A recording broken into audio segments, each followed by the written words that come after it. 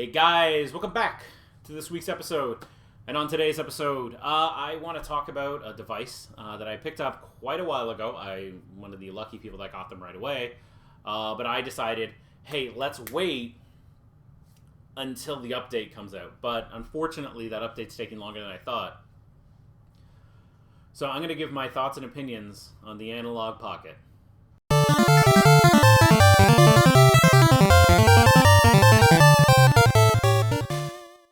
So anyways, here we are. I got the Analogue Pocket when they first launched back in December, about 6 months ago. And in my opinion, this thing is phenomenal. It plays the games incredibly well. There has not been a device that plays Game Boy this well, and I'm sure you've heard that from a lot of people. To me, as long as you set your expectations within reason, but I also accept that, hey, I expected more from this company. Considering everything going on, especially at the time when this launched, I get it. They probably had to bust their butts to get this out the door. The firmware, I think, is a little behind on it, but it is incredible. Especially the fact that you can take any Game Boy, Game Boy Color, and Game Boy Advance game, and you can just cram them in there. And it will play, and it will play them very well. The screen image that you are seeing recorded off my camera, obviously, is not going to do this game justice. It is not going to wow you, or you're really going to see, hey, wow, that screen really pops. It doesn't, until you see it in action, it's hard to describe just how crystal clear these games end up looking, and just how sharp.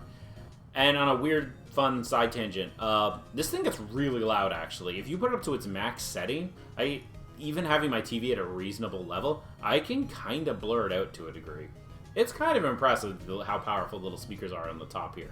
And it does do stereo sound. So any games like the Pokemon games that offer the stereo sound, turn it on, you're going to get stereo while you're playing. But it plays everything you can throw at it. It will play most of my reproductions. It will play all my official Game Boy Advance games. Now, when it comes to, as I said, reproduction Game Boy Color, it seems to not have a problem.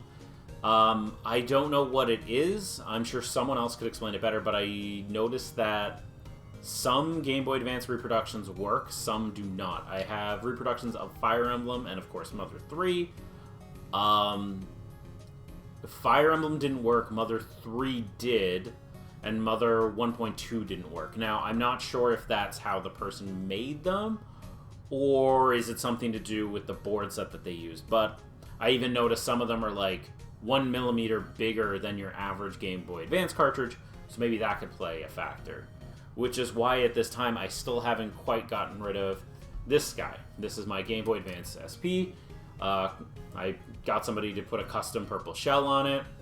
It looks really cool. I left the original buttons on it, and that is a funny plain version 2 screen. This thing is incredible. It gets incredibly bright, and to me, this is Game Boy Advance. I love the fold of this, and I love the way it holds, especially when I'm playing Game Boy Advance games. The form factor on this for Game Boy and every other console it plays, I think it's great. It's when you get into the triggers right here. They're not great, but I feel like after a while, I'll either A, get used to it, or B, the buttons will get a little more worn in, so they won't feel as stiff. I will say I think they're loosening, but they were really stiff when I first got the device. And the best feature, in my opinion, that this thing does is it had a Game Gear adapter. So you just put that on the back of it, much like you would if you had the Sega Genesis Mega SG by them, and you could do it with Master System games. And you can play your Game Gear games. And I absolutely love this. This is great. My Game Gear, unfortunately, it's not quite dead, but it's also not the optimal way to play a lot of games because the ghosting on that screen is horrendous. So to me, this was also a Game Gear replacement as well as a Game Boy replacement because obviously, as with most of them, most Game Boys now have screen degradation like crazy, so it's very difficult to find one that's really even usable. And this is a great modern solution, especially with the FPGA board. It is great.